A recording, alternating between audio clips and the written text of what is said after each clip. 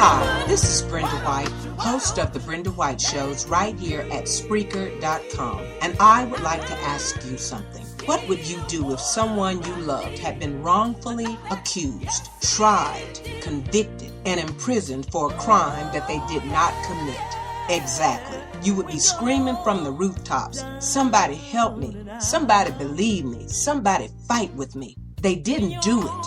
Well, that's exactly what happened to Gary Walker, David A. Banks, Kendrick Ken Barnes, Clinton A. Stewart, David A. Zerpolo, and Demetrius K. Harper, 5 black men and 1 white, whom we call the IRP6.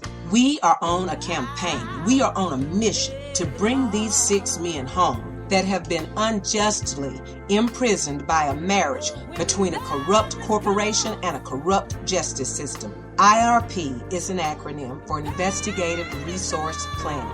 IRP Solutions was a small minority-owned company competing with large companies such as Lockheed Martin and International Business Machines, aka IBM, for multi-million-dollar government contracts. What should have been a civil litigation involving a debt collection case filed by staffing agencies turned into a criminal fraud case pursued by Denver Assistant U.S. Attorney Matthew T. Kirsch, tried in a federal court and resulted in the IRP6 being sentenced to 7 to 11 years each in Florence Correctional Complex prison camp for mail and wire fraud. On October 11, 2011, Federal District Court Judge Christine Arguello, 10th Circuit, Denver, Colorado, forced an IRP executive to take the witness stand against his will, violating his Fifth Amendment right. The IRP executive, Kendrick Barnes, was one of 6 defendants, 5 black,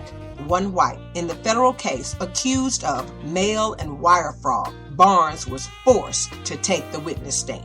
Who among us that has a business doesn't have debt? The IRP acknowledged that the debt owed the staffing agencies was a legitimate one, and they were on the verge of selling their phenomenal security software to law enforcement across the country, including the NYPD, the FBI, the CIA, DHS, aka Department of Homeland Security, etc. But when their office was raided on that fateful day, nothing pertaining to the warrants, such as financial records, were taken. Only the information from their computers pertaining to their software product. Where I come from down in the country, our response to something like this is, that's got more stank on it than a pot of chitlins. Now, to read the full story and get a complete understanding of this injustice, please visit www.freetheirp6.org. Meet these men and their families, and then join the movement. Like our Facebook page,